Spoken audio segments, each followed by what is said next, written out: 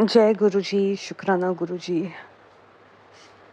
आज मैं अपना एक बहुत ही अजीब-सा या कह लो बहुत अनोखा सत्संग आप सबको सुनाना चाहती हूँ, जो मेरे साथ हुआ। हमारे यहाँ जब भी गुरु जी का सत्संग होता है, मैं कोशिश करती हूँ कि मैं वो सत्संग सबके साथ शेयर करूँ। आज मैं वो आप सारी यूट्यूब फैमिली के साथ शेयर करने जा रही हूँ। कई बार हमारे मन में इतना घमंड आ जाता है ना, कि हमें खुद को अंदाज़ा नहीं होता कि हम में घमंड आ गया। और इसका मतलब ये नहीं है कि आप भगवान को मानना छोड़ देते हैं या आपका विश्वास ख़त्म हो जाता है, पर ऐसा हो जाता है कि हमसे ऊपर कोई है ही नहीं है। गुरुजी हमेशा कहते थे कि जे मेरे कोल आना है ना, तो अपना दिमाग ते अपना घमंड ते अपनी ईगो सब बाहर छड्ड के आइयो। तो मेरा सत्संग जो है कुछ ऐसा है कि मैं ऋषिकेश गई थी बहुत सालों बाद। और बचपन में तो हम बहुत जाते थे गंगा स्नान करने, हरिद्वार जाते थे, ऋषिकेश जाते थे।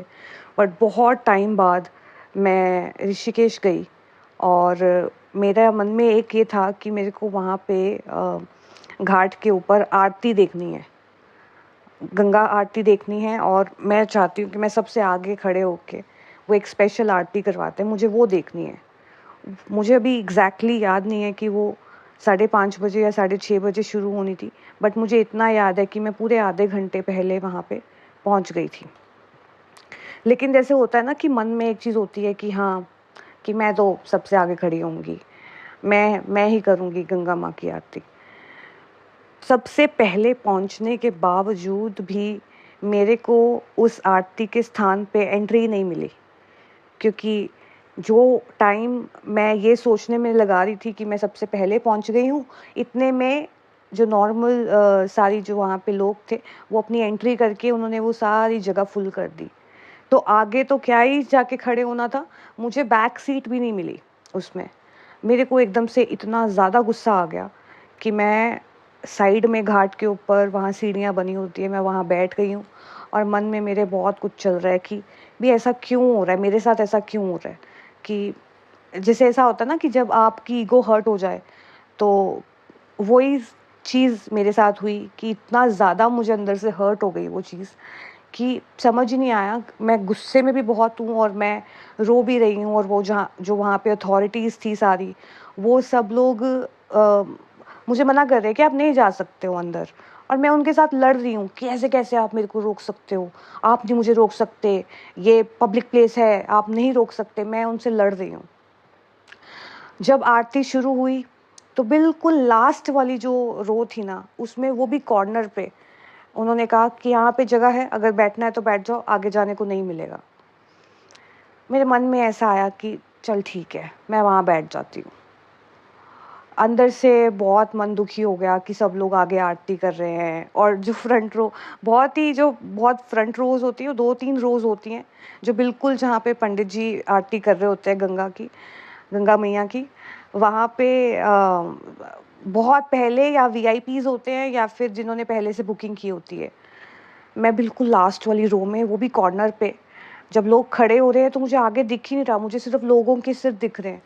मुझे गंगा जी नहीं दिख रही, आरती तो छोड़ो। उसके बाद वो थोड़ा सा अपना वहाँ पे सामग्री वगैरह इकट्ठी करके, उसके बाद वो थोड़ा सा आधे पौने घंटे का भजन कीर्तन करते हैं जिसमें सब बैठ जाते हैं। सब बैठे हैं और वहाँ पे लाइव भजन चल रहा है।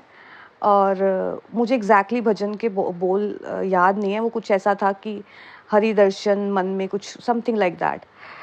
वो ना उस टाइम मेरा गुस्सा इतना ज़्यादा हो गया था, हर्ट में इतनी ज़्यादा हो गई थी, इतना वल्नरेबल फील कर रही थी मैं कि समझ ही नहीं आ रहा था कि ये हुआ क्या है। मैं अपनी आंखें बंद करके बैठी हूँ एंड बस वो आंखों में से आंसू निकल रहे हैं, रोए जा रही हूँ, रोए जा रही हूँ, रोए जा रही हूँ। बट समझ नहीं आया कि मेरे साथ क्यों ऐसे हुआ। हालांकि हुआ, अभी अभी मुझे रियलाइज़ होता है कि कुछ नहीं था, इट वॉज़ वेरी नॉर्मल।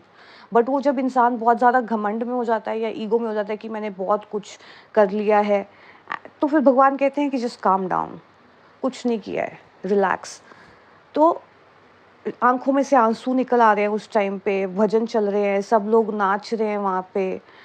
उसके बाद ना ऐसे ही पता नहीं फॉर लाइक 5-10 मिनट्स ना भजन के उसमें मैं इतना ज़्यादा इन्वॉल्व हो चुकी थी ना, मैं उसके एक-एक वर्ड को समझ रही थी और मेरे को सच में ना गंगा मैया जहाँ पे आरती चल रही थी, मुझे वहाँ पे ना अपने मन में ऐसा गुरुजी ने ना ऐसे जैसे लगा कि दर्शन दिए, कि मेरी आँखों के सामने गुरुजी आ गए हैं और मुझे कह रहे हैं कि ज़िंदगी में ज़रूरी नहीं है कि सब कुछ आपके हिसाब से चले। ज़िंदगी में ज़रूरी नहीं है कि हमेशा फ्रंट रो आपको ही मिले। मतलब not exact word to word नहीं मैं बता रही हूँ, I am just letting you know कि ऐसा मेरे साथ वहाँ पे हुआ कि उन्होंने ना मुझे एक ऐसा रियलाइज़ेशन कराई कि आप दुनिया में जितने बड़े बन जाओ, जितने मर्ज़ी बड़े इंसान बन जाओ, आपको एक वो फैक्टर अपने दिमाग में नहीं लेके आना है कि मेरे से ऊपर कुछ है ही नहीं है या मेरे से आगे कोई है ही नहीं है। उस टाइम के बाद ना जैसे ही मेरे को ऐसा लगा ना कि मैंने गुरुजी को देखा है, मतलब definitely my eyes were closed और मैं भजन के उसमें थी और वो मेरे साथ फर्स्ट टाइम हुआ कि मेरी आंखों के सामने गुरुजी की छवि है।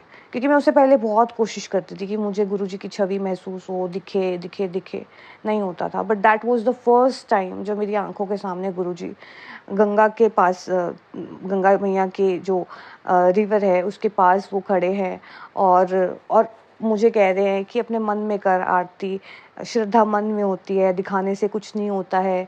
तो जो सबसे लास्ट में बैठे हैं, क्या वो गंगा मैया से दूर हैं, क्या वो नहीं है? मतलब मुझे वो 5-10 मिनट में ना गुरुजी वो कंसोल कर रहे हैं जैसे कि कुछ नहीं होता, काम डाउन। हालाँकि Guruji gave me this lesson a hard way, कि बहुत हार्ड मतलब मेरे को बहुत हर्ट हुआ था इस चीज़ से, बट वो गुरुजी ही मुझे कंसोल कर रहे हैं कि कोई बात नहीं, कोई बात नहीं, कोई बात नहीं। दैट डे मुझे उस टाइम रियलाइज़ेशन एक ये हुई कि दुनिया में आप कहीं भी चले जाइए, किसी भी तीर्थ स्थान पे जाइए, आपकी जगह वही है जो आपके साथ गए दूसरे लोगों की है। आप किसी भी तीर्थ स्थान पे जाके अपने आप को राजा नहीं समझ सकते हैं, चाहे आपने ज़िंदगी में कितना ही कुछ कमा लिया हो, हासिल कर लिया हो। एंड आफ्टर दैट आरती, वो जब वहाँ से सब लोग जा रहे थे वापस, तब मुझे लगा ओके ये अपॉर्चुनिटी है, अब मैं सबसे आगे जाके बैठ सकती हूँ।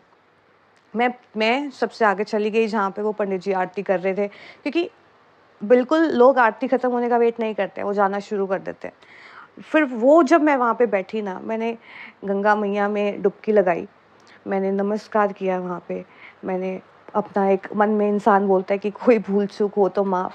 तो वो दिन मेरा ऐसा था जहाँ मैं अपना घमंड is a very big word, जहाँ पे मैं शायद अपनी ईगो छोड़ के आई।